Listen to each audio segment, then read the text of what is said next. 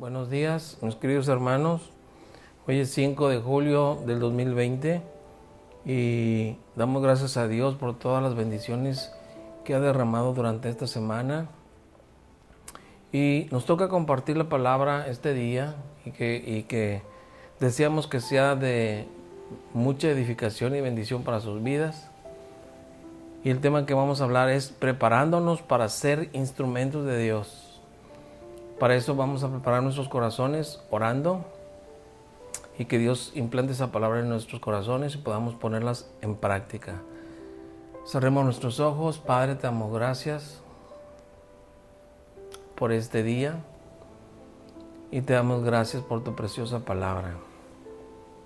Todas tus palabras fueron inspiradas por tu Espíritu Santo a los grandes hombres de Dios y fueron puestas, Señor, para hacer este precioso libro que es la Biblia, Señor. Te damos gracias porque cada palabra de ahí tuya es verdad, es profética, es para edificar, es para alimentarnos espiritualmente, para darnos dirección, para darnos luz en momentos de incertidumbre. Y te damos gracias porque te pedimos que tú prepares nuestros corazones para recibirla, abras nuestros oídos y abras nuestros ojos para, Señor, escucharlas. Y Padre, que en el momento dado que la necesitemos, la podamos poner por obra en el nombre de Cristo Jesús. Amén. El tema de hoy es preparados para ser instrumentos de Dios. Cuando uno conoce a Jesucristo como su Salvador personal, Dios le revela que hay un destino para cada creyente y también hay un propósito. El destino del creyente es pues llegar a morar en los cielos con su Maestro, con el Señor, con Dios. Y el propósito aquí en la tierra, en vida, es servirle a Dios como un instrumento de bendición para las naciones. Y mis queridos hermanos, cuando sabemos y Dios nos revela a través de su Espíritu Santo que vamos a ser personas que le vamos a servir como instrumentos de bendición, ¿qué tenemos que hacer? Pues lo que tenemos que hacer es prepararnos. Y tenemos que prepararnos según Dios nos diga en qué área tenemos que prepararnos. En este caso, Dios quiere que nos preparemos como instrumentos de bendición. Y pues algunas personas se preparan estudiando en un instituto bíblico, otros lo hacen tomando una licenciatura en teología, maestría en teología y doctorado en teología, y así sucesivamente hasta que llegue el tiempo y el momento en que Dios tenga que empezar a usarnos como instrumentos para hablarle a las naciones de que hay un Salvador que se llama Jesucristo, que es el puente entre Dios y los hombres, y que tenemos un precioso destino y un precioso propósito aquí en la tierra. En Mateo 19, versículos 16 al 22 dice: sucedió que un hombre se acercó a Jesús y le preguntó: Maestro, ¿qué de bueno tengo que hacer para obtener la vida eterna? ¿Por qué me preguntas sobre lo que es bueno? Respondió Jesús: solamente hay uno que es bueno. Si quieres entrar en la vida, obedece los mandamientos. ¿Cuáles? Preguntó el hombre. Contestó Jesús: no mates, no cometas adulterio, no robes, no des falso testimonio, honra a tu padre y a tu madre, y ama a tu prójimo como a ti mismo. Todos estos los he cumplido, dijo el joven. ¿Qué más me falta? Si quieres ser perfecto, le dijo el Señor Jesús, que traducido espiritualmente, si quieres ser maduro, anda, vende lo que tienes y dáselo a los pobres, y tendrás tesoro en el cielo.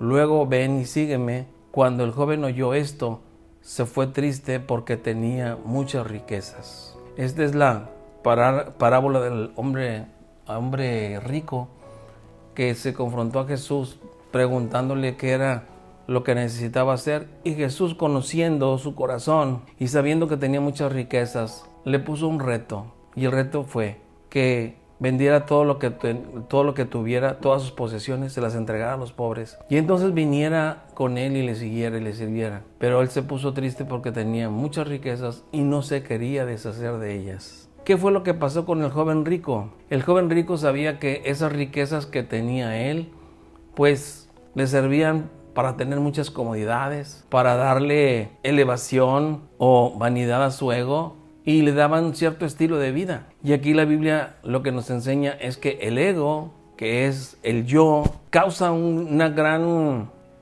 disyuntiva con el propósito que Dios tiene para cada cristiano. La Biblia nos muestra que si queremos seguir a Cristo, Él nos dice, niégate a ti mismo. El que quiera venir en pos de mí, dice Jesús, niégate a ti mismo, toma tu cruz y sígueme. Y negarse a sí mismo es negar el yo, es negar nuestra propia carne, nuestra comodidad. A esto le llamamos ego. Y el ego nos causa problemas para ser instrumentos y ser preparados como instrumentos para servir a Dios. Vamos a ver 3 conceptos donde el ego interrumpe el plan de Dios en nuestras vidas. Y dice así, número 1, el ego es el mayor impedimento para ser un instrumento de Dios. Número 2, el ser instrumento de Dios implica una renuncia. Y número 3, ser instrumento de Dios implica una entrega total. Y vamos a ver cada uno de estos conceptos que es muy importante. El primero, que es el ego es el mayor impedimento para ser instrumento de Dios. Este hombre rico, este joven rico, se creía muy bueno, pensaba que no le faltaba nada en su vida y esperaba una respuesta de aprobación de Jesucristo. Quiero decirles, hermanos, que el alimentar el ego da como frutos vanidad, orgullo, conflictos, frustraciones, depresiones y nos aleja de Dios. Punto número 2. Ser instrumento de Dios implica renuncia, una renuncia. Jesús conocía que el corazón de aquel joven rico, por eso lo estaba retando a una renuncia total. Dejar el dinero para este hombre era algo imposible, pues su dinero le daba prestigio, inflaba su ego. Y tenemos, hermanos, que renunciar al ego, al yo, y a las 3 dimensiones del ego, que son el yo, el me y el mí.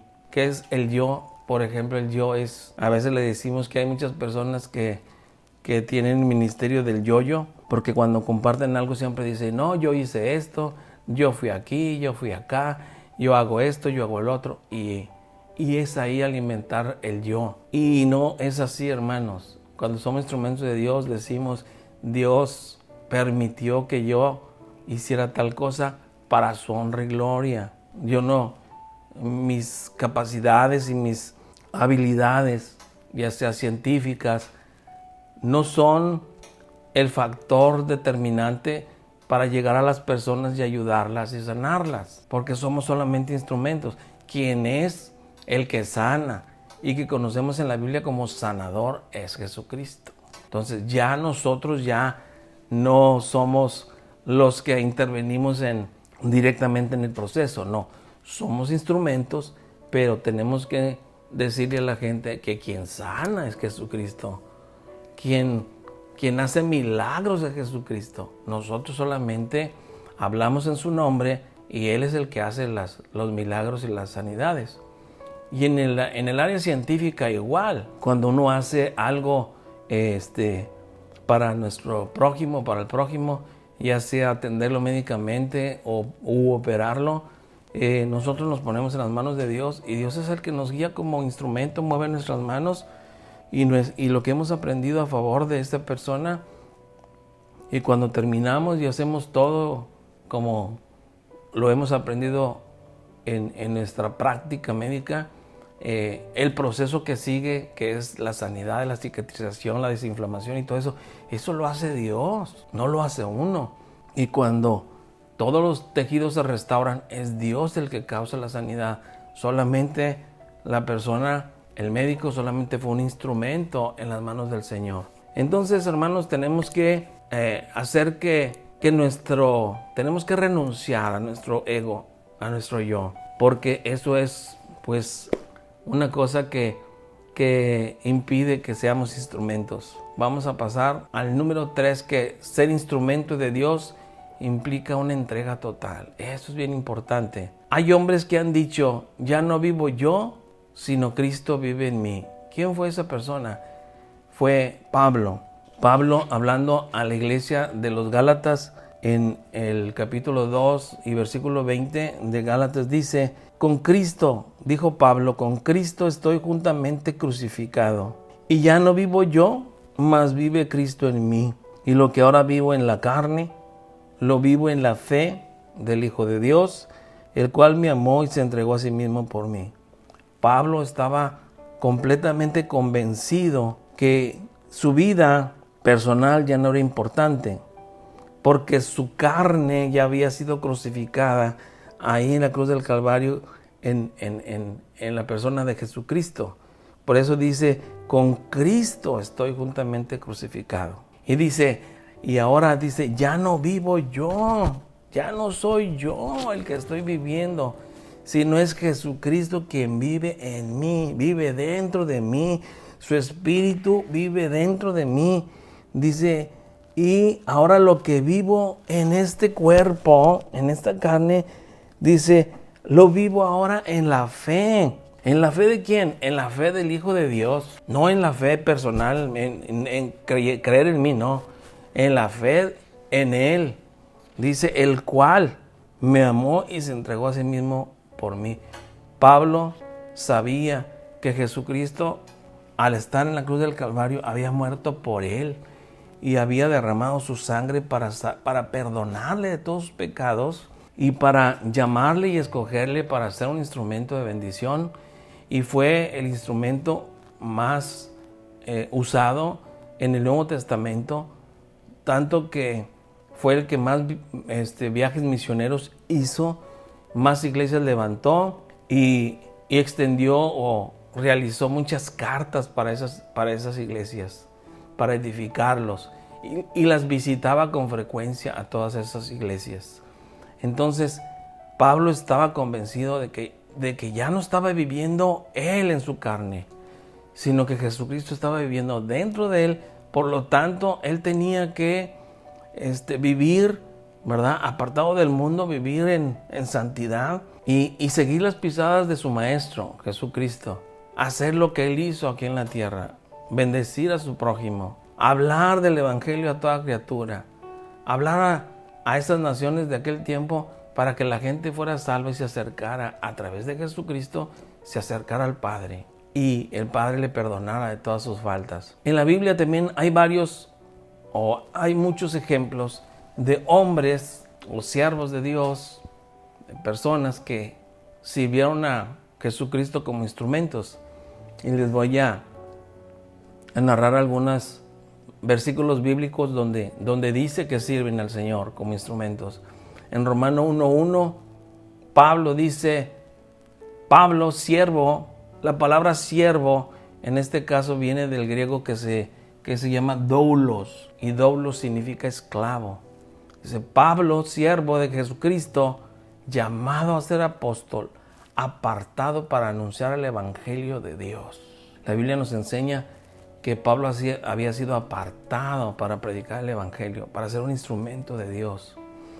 En Santiago 1:1, Santiago empieza también con este saludo o con esta presentación y dice, Santiago, siervo de Dios, igual que Pablo, doulos, siervo de Dios y del Señor Jesucristo, a las 12 tribus que se hallan dispersas por el mundo, saludos. Aquí vemos en este versículo 1:1 en Santiago, que Santiago se presenta, ¿verdad?, para con la iglesia como siervo de Dios Padre y del Señor Jesucristo.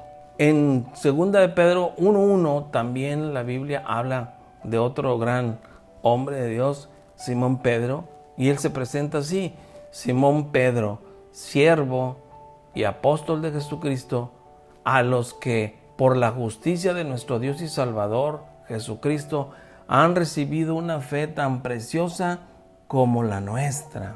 Ahí se está presentando Simón Pedro. ¿Por qué dice así la Biblia Simón Pedro? Porque antes de llamarse Pedro se llamaba Simón, y Simón tiene un significado que es una caña movida por el viento. quiere decir que una persona muy inestable. Y Jesucristo le cambia el nombre de Simón y le pone Pedro. Y Pedro viene del griego que significa piedra. Y piedra es un artefacto duro, sólido y estable. Y es en lo que Dios lo transforma a Pedro. Pero Pedro para presentarse ante los santos hombres de Dios, ante la iglesia, dice Simón Pedro. Simón, el antes, y Pedro, el actual, dice siervo y apóstol de Jesucristo. Así se presenta en 2 de Pedro 1:1. Otro gran hombre de Dios que es Judas. En Judas 1:1 dice, Judas, siervo de Jesucristo y hermano de Jacobo, a los que son amados por Dios el Padre, guardados por Jesucristo y llamados a la salvación. Aquí también Judas, que también escribió un libro, el libro de Judas, se presenta también como siervo de Jesucristo y hermano de Jacobo. Se presenta ante la iglesia como siervo de Jesucristo, como doulos. Entonces, hermanos, todos estos grandes personas, apóstoles del Nuevo Testamento, nos muestran que ellos, por revelación de Dios, sabían que eran instrumentos de Dios, que su propósito aquí en la tierra era servir a su prójimo, era predicar el evangelio, ser instrumentos de bendición. Hicieron estas personas, aparte de convertir a muchas personas del reino de las tinieblas al reino de su amado Jesucristo, es decir, los convirtieron al cristianismo, también hicieron muchos milagros y sanidades, liberaron demonios, hicieron prodigios y milagros, hicieron grandes cosas por la mano de Dios, no en forma personal. No eran ellos quienes tenían el poder, era Jesucristo quien mostraba su poder. Cuando alguien habla de la palabra de Dios, Jesucristo muestra su poder ante la persona que está predicando, y Él es el que hace los milagros y las sanidades y las liberaciones. Vamos a continuar. Esclavo viene de la palabra doulos, del griego doulos, y doulos significa esclavo, mientras que siervo viene de otra palabra que se llama diáconos. Y en la palabra de Dios en la Biblia, diáconos es aquella persona que Dios escogía para servir a la iglesia, para servir a las mesas, para servir dentro del cuerpo de Cristo en la iglesia. Servía en las cosas comunes que había ahí y también predicaban la palabra. Pero cuando la Biblia habla de doulos, habla de siervo, de esclavo, habla de un hombre cuya voluntad está sometida totalmente a Dios. Y eso es lo que Dios quiere, que cada persona que conoce a Jesucristo pueda doblegar y rendir la voluntad a su Señor. ¿Para qué? Para que su Señor, para que Jesucristo sea el que vive en uno, lo mueva a uno y lo dirija a uno y lo guíe para ser un instrumento de bendición. En el diccionario de la Lengua y Academia Española dice que siervo es una persona empleada para prestar servicios a otros, mientras que esclavo es cuando un ser humano es propiedad de otro y absolutamente está sujeto a la voluntad de esta otra persona. Entonces, es muy diferente ser siervo a ser un esclavo. Y cuando los apóstoles hablaban y se presentaban ante la iglesia, Pablo, Pedro, Judas, Santiago, siervo de Jesucristo y de Dios el Padre, se estaban presentando como esclavos que rendían toda su voluntad a Dios. Entonces vemos aquí que para ser un instrumento de Dios implica una entrega total, y estos hombres de Dios tenían una entrega total. Y es lo que Dios quiere en nuestras vidas, que cada cristiano que empieza a crecer en el reino de Dios, empieza a crecer espiritualmente, llega un momento en que Dios le revela que quiere algo en su vida, que quiere que su vida sirva de algo importante y útil aquí en la tierra. Y el Espíritu Santo nos convence. A eso se llama llamado. Dios hace un llamado. Después de que conoces a Jesucristo, te hace un llamado y te escoge para hacer algo especial para Él, dentro del reino de Dios, dentro de la iglesia y dentro de este planeta que llamamos mundo. Entonces es bien importante que sepamos que llega el momento en que uno crece espiritualmente y Dios habla personalmente. Dios es un Dios personal y la salvación también es una salvación personal.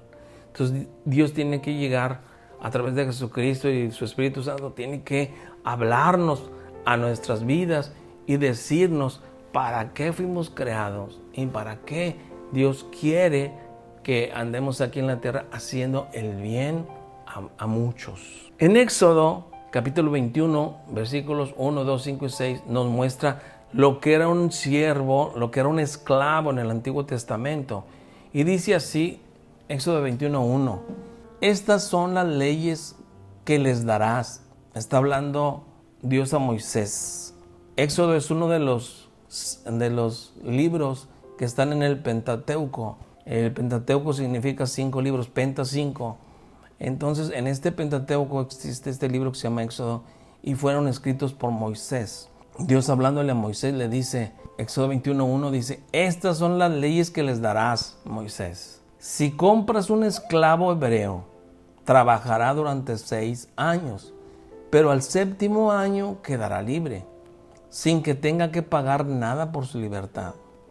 Pero si el esclavo no acepta su libertad porque aprecia a su mujer, a sus hijos y a su amo, entonces el amo lo llevará ante Dios. Lo arrimará a la puerta o al marco de la puerta y con un punzón le atravesará la oreja. Así será esclavo suyo para siempre. ¿Qué significa?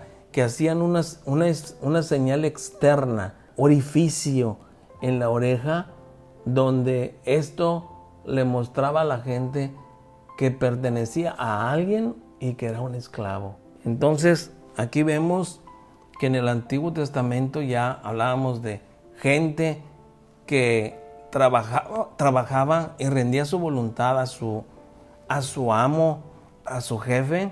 Y si era hebreo, dice, trabajaba 6 años, pero al 7º tendría que estar libre sin pagar nada a cambio. Sin embargo, muchos esclavos hebreos querían seguir trabajando para su amo porque eran sus amos o sus jefes, eran personas honestas, eran personas que bendecían su vida y preferían seguir trabajando para ellos. ¿Ok? ¿Cuánto más los santos hombres de Dios, los apóstoles, querían trabajar para Jesucristo? Una vez que el Espíritu Santo les bautizó y les empezó a revelar muchas cosas, dijeron, sí, estamos dispuestos a trabajar para el Señor. Y esos 12 escogidos, los 12 apóstoles, fueron quienes trastornaron y revolucionaron al mundo con la palabra de Dios. Y qué gran bendición, porque ahora tenemos esta Biblia y ellos fueron los primeros mártires. Ellos entregaron toda su vida para poder que esta palabra llegara hasta nosotros. En Filipenses 2, versículos 5 al 11, es Pablo hablando a la iglesia de Filipos y dice así, haya pues en vosotros este sentir que hubo también en Cristo Jesús, el cual siendo en forma de Dios, no escatimó el ser igual a Dios como cosa a que aferrarse, sino que se despojó a sí mismo tomando forma de siervo, hecho semejante a los hombres, y estando en la condición de hombre se humilló a sí mismo, haciéndose obediente hasta la muerte, y muerte de cruz. Por lo cual Dios también lo exaltó hasta lo sumo, y le dio un nombre que es sobre todo nombre, para que en el nombre de Jesús se doble toda rodilla. Voy a volver a repetirlo, para que en el nombre de Jesús se doble toda rodilla, de los que están en los cielos, y de los que están en la tierra, y debajo de la tierra. Y toda lengua confiese que Jesucristo es el Señor, para gloria de Dios Padre. Vemos qué tan importante es este capítulo y versículos de la Biblia donde nos dicen el comportamiento de Jesucristo. Jesucristo siendo el hombre, el Dios encarnado, dice aquí que siendo en forma de Dios y siendo Dios, Jesucristo no estimó el ser igual a Dios como cosa que aferrarse. Es decir, dijo yo soy el Hijo de Dios y aquí todos me van a obedecer y van a hacer lo que yo digo. No, Él no escatimó ser como Dios y dice que se humilló a sí mismo y tomó forma de hombre.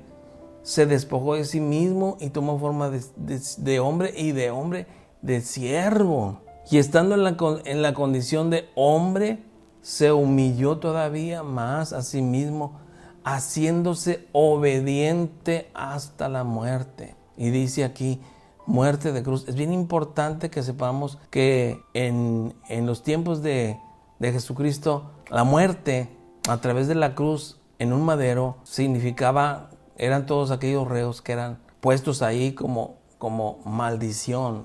Porque la Biblia dice que todo aquel que sea colgado en un madero es maldito. Eso dice la palabra. Entonces, Él fue colgado en un madero, fue crucificado en un madero.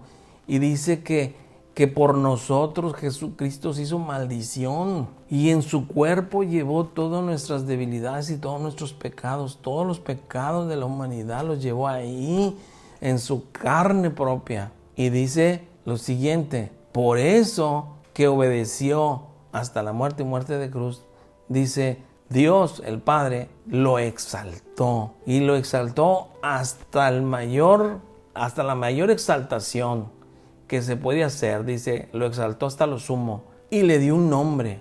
Ese nombre de Jesucristo, dice, se dobla toda rodilla de los que están en el cielo, en la tierra y debajo de la tierra. Y toda lengua confesará que Jesucristo es el Señor. O sea, Jesucristo, por lo que hizo, por la obra redentora, por haber dado su vida en propiciación por nuestros pecados, fue exaltado por su Padre Dios a la mayor exaltación, para que ese nombre fuera reconocido por todos y que toda persona se doble sus rodillas en los cielos, en la tierra y debajo de la tierra, y que toda persona confiese que Jesucristo es el Señor, es el Rey de Reyes, Señor de Señores. Jesús tomó forma de siervo, forma de esclavo, la forma más baja de esclavo, y fue obediente al Padre, y fue obediente hasta la muerte. Y dice muerte de cruz, muerte de haber sido colgado en un madero y de haber recibido todos nuestros pecados. Los apóstoles siguieron las huellas del gran maestro cuando cada uno de ellos se identificó también como doulos, es decir, como esclavo de Jesucristo. Y en Gálatas 6:7 dice, Pablo dijo, yo traigo en mi cuerpo las marcas o las cicatrices del Señor Jesús. Pablo también fue una persona que sirvió a Cristo hasta lo último. Fue golpeado, fue apedreado, fue maldecido, igual que Jesucristo. Y por eso Pablo decía, yo traigo en mi cuerpo las marcas del Señor Jesús. ¿Sí? Entonces, Pablo fue una persona fue un instrumento muy importante en las preciosas manos de Jesucristo. Y Jesucristo lo vio durante mucho tiempo para bendecir a las iglesias en ese tiempo y lo usó como un gran instrumento de bendición. Pablo amaba a su amo, es decir, a Jesucristo, y tomaba una decisión voluntaria de convertirse en un esclavo de por vida.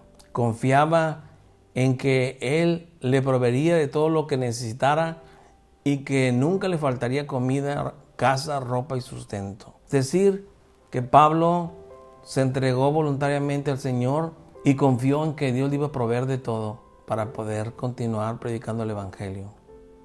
Es decir, en pocas palabras, Pablo dijo, soy tuyo, te pertenezco y quiero pasar el resto de mi vida cumpliendo tus deseos. Y así fue. Pablo vivió todo el tiempo predicando la palabra de Dios. Es más, Pablo no se casó. Pablo no se casó. Sin embargo, Pedro y los demás apóstoles se casaron. Pablo no, porque él quiso entregar todo su tiempo y toda su vida a Jesucristo. Entonces sabemos que es bien importante que cuando Dios nos muestra que estamos en el tiempo perfecto de llegar al propósito de servir a Dios como instrumentos de bendición, tenemos que hacer que nuestro ego se doblegue y nuestra carne también, nuestro yo, a la voluntad de Jesucristo, a la voluntad de Dios, a la voluntad del Espíritu Santo, para poder ser instrumentos de Dios en sus preciosas manos. Si no es así, no puede uno ser instrumento de Dios. No puede uno alabarse y glorificarse a sí mismo por una cosa buena que haga. A Dios no le gusta la gente vanidosa y gloriosa. A Dios le gusta que toda la honra y toda la gloria sea para Jesucristo. Por eso le dio un nombre que sobre todo nombre. Y toda rodilla se dobla ante el nombre de Jesucristo y toda lengua confiesa que Él es el Señor. Y todo lo que hacemos en vida, nosotros los cristianos, es por el Señor Jesucristo y para el Señor Jesucristo. No para nuestro bienestar, no para nuestro bien ni para nuestro ego. Lo tenemos que hacer para Él, porque Él debe recibir la gloria y la honra por todas las cosas que hacemos. Y hermanos, esta primera parte de cómo estar siendo o ser preparados o preparándonos para ser instrumentos de Dios es solamente una parte. Y la próxima semana les daremos la segunda parte de siendo preparados o preparándonos para ser instrumentos del Señor. Y daremos otros puntos de vista para que cada uno de los oyentes del Evangelio sepan que llega un momento en que el propósito de Dios se tiene que cumplir en nuestras vidas. Y el propósito de Dios es que nosotros podamos servirle como instrumentos de bendición en sus preciosas manos y podamos dejarnos que Él nos guíe en todas las áreas en las cuales vivimos, en nuestro trabajo, en nuestra convivencia con nuestros vecinos, con la comunidad, con nuestros padres, con nuestros familiares, con las autoridades. Dios quiere que hagamos su voluntad, que nos sometamos a su voluntad y la hagamos para ser instrumentos de bendición y para ganarnos a esa gente para Jesucristo.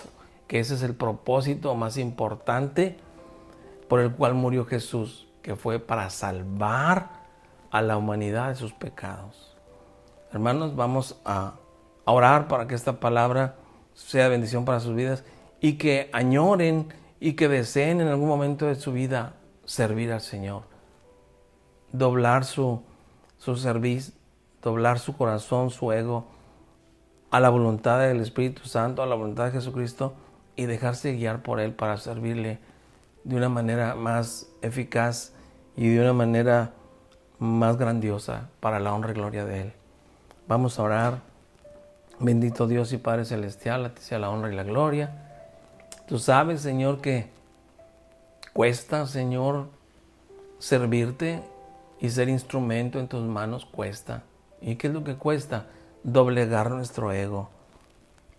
Hacer que nuestra voluntad, nuestra carne, Señor, se doblegue ante ti y te pueda servir, Señor. Queremos pedirte, Señor, que nos ayudes a comprender bien tu palabra y que nos reveles a cada cristiano tu voluntad, Señor. Llegará un momento en que el propósito tuyo se cumpla en nuestras vidas y que seamos instrumentos en tus manos, Señor. Permite que nuestro ego, Señor, sea doblegado ante el nombre de nuestro Señor Jesucristo y que nuestra voluntad y nuestra carne, Señor, se sometan a ti para ser guiados por tu Espíritu a toda verdad y para poder ayudar a muchos, Padre. Bendice tu palabra, Señor, envíala a los corazones de mis hermanos y que sea de bendición, Señor, y de edificación para sus vidas. Te lo pedimos en el nombre de Cristo Jesús y te damos las gracias. Hermanos, por la segunda parte de este sermón, de esta predicación, la vamos a ver, que es preparándonos para ser instrumentos de Dios. Dios les bendiga y que tengan un día súper bendecido.